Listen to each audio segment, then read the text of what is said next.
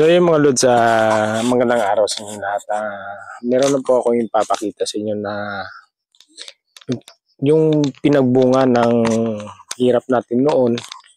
Yung dating nakakailang surrender ka na parang ayaw mo na, titigil na ako mag-vlog, titigil na ako content creator. Kasi sa napakahirap ng pinagdaan natin eh. Yung mga, kung naalala ko noon, yung basta hirap. Yung nagsisimula pa lang po tayo, sa awa ng Diyos, naka-receive na po tayo ng ganitong notification. Yan at yan. Nagbunga na po yung hirap natin noon. Basta, yan sinasabi ko eh. Yung siguro mga, ano lang yun, part na rin ng trials. Kasi nga, walang madaling gawin sa buhay, di ba? Hindi madali yung lahat. So, ito, nakaka-overwhelm kasi sa hindi ko ni-expect na makukuha natin. Yun. Basta,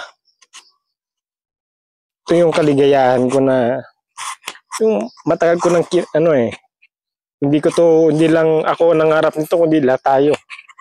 Nasa mga nakasabay natin. Good luck sa lahat na naka-receive ng content monetization tools. Content monetization. Right? So, enjoy yun po. Enjoy lang tayo lahat at patuloy tayo kasi dumating na to para ma-pressure na tayo mag-upload palagi araw-araw.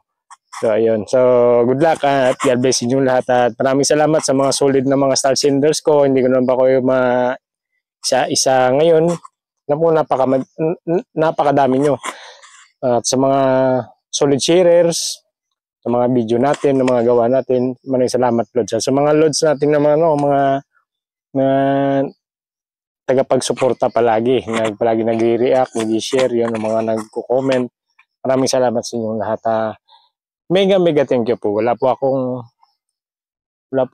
akong ibang magagawa pa nga sa ngayon kundi magpasalamat sa inyong lahat. So ayun, sana dumating yung mga isa pa sa mga pinapangarap natin na makapagbigay tayo ng kaligayahan sa ibang tao. Hindi lang po yung paggawa ng video kundi magpapaabot tayo. So ano yung tulong na makaya natin yung resultahin ng ating paghirap,